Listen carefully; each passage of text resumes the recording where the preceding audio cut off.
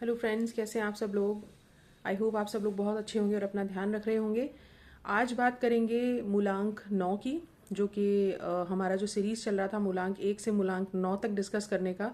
तो आज मूलांक 9 की बारी है और 2025 किस तरीके के रिजल्ट्स लेके आएगा, क्या एक्सपेक्टेशंस हैं, क्या रेमेडीज़ कर सकते हैं, उसके बारे में अब हम बात करेंगे। देखिए, मूलांक 9 उन लोगों के ऊपर एप्लीकेबल होता है जिनका कि जन्म 9, 18 या 27 इन तीनों में से किसी भी तारीख को हुआ हो। कोई भी महीना हो सकता है साल का।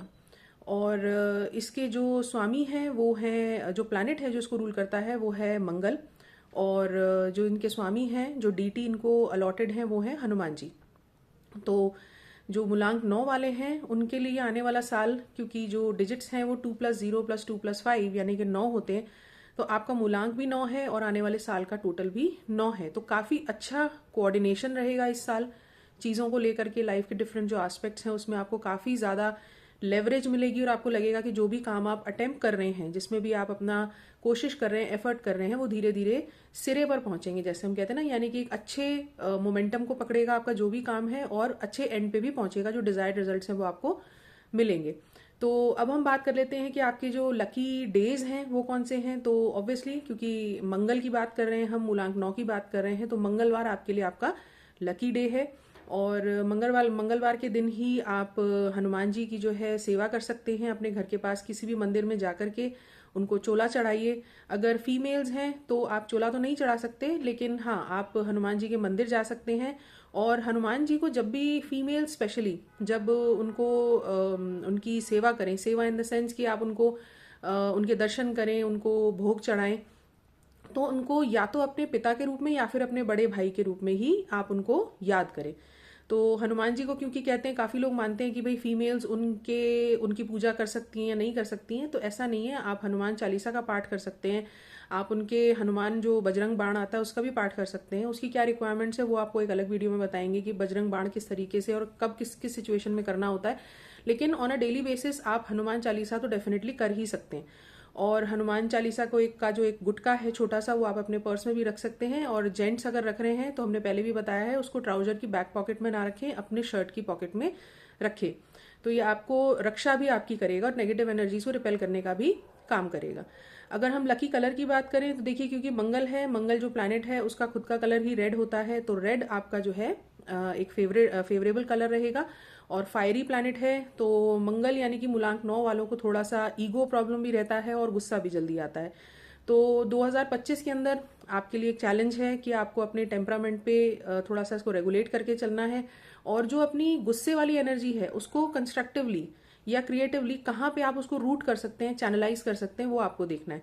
आपकी जो हॉबीज हैं उन पर थोड़ा सा ध्यान दीजिए, क्योंकि देखिए आप भी मूलांक 9 है, आपका भी नेचर फायरी है, और अब जो साल आ रहा है वो भी मूलांक 9 मतलब 9 का ही उसका डिजिट बनता है। तो वो भी एक फायरी ईयर रहेगा, काफ़ी एनर्जी का रश आपको फील होगा, गुस्सा भी जल्दी आएगा। तो ऐसे में ही बहुत ज़रूरी है कि अपने गुस्से को कोई कैप तो है नहीं कि हम लगा लें और उसको कंट्रोल कर लें। एनर्जी तो है आपके अंदर, तो उस एनर्जी को कहाँ कंस्ट्रक्टिवली आप यूज़ कर सकते हैं वो आप देख लीजिए।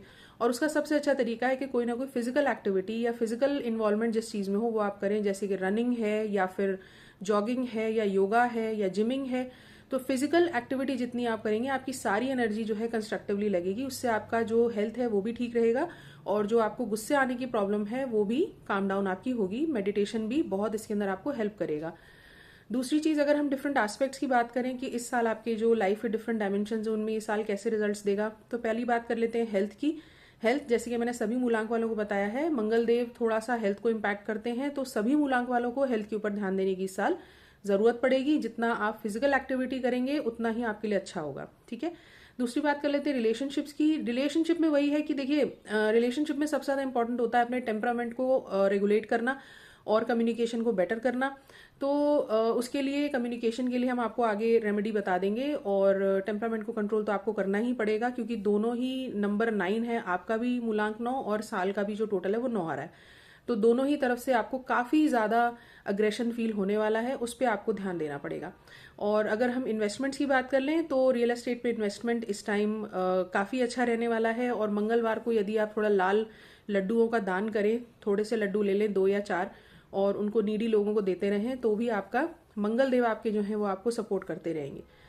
अब बात कर लेते हैं रेमेडीज़ की। तो हनुमान जी की हनुमान चालीसा जो है वो सबसे सिंपलेस्ट रेमेडी है, और अपने घर के पास जो मंदिर है हनुमान जी का, वहाँ जा कर के दर्शन करिए, उनसे आशीर्वाद मांगिए। मंगल और सैटरडे तो ज़रूर जाना चाहिए, और जो प्रसाद आप ज़रूर लेके जाएं, खाली हाथ ना जाएं, और भोग लगवाने के बाद जो प्रसाद आपको मिले उसको नीडी लोगों को ज़रूर बांटें।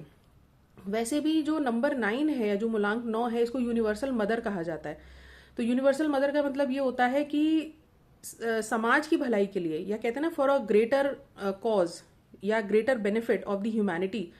तो मूलांक 9 हमेशा दूसरों की मदद करने के लिए तैयार रहते हैं, बहुत ही करेजियस होते हैं, क्योंकि जो मंगल हैं वो वैसे भी कहा जाता है कि कमांडर इन चीफ हैं, और सेनाध्यक्ष की तरीके से हम इनको देखते हैं अपनी वैदिक न्यूमरोलॉजी में। तो सेना अध्यक्ष तो आपको पता ही है कि जैसे कहते हैं ना कि युद्ध में भी जो दुश्मन होता है, अगर मार भी दिया जाए या उसे लड़ भी लिया जाए, तो भी अगर उसको ज़रूरत है तो उसको पानी भी पिला देंगे।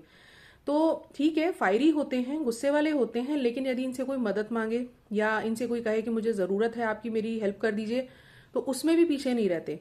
तो दिलदार भी बहुत होते हैं, हेल्पिंग भी बहुत होते हैं, लेकिन थोड़ा सा गुस्से पर इनका कंट्रोल नहीं रहता है। यही इनका चैलेंज रहता है लाइफ में।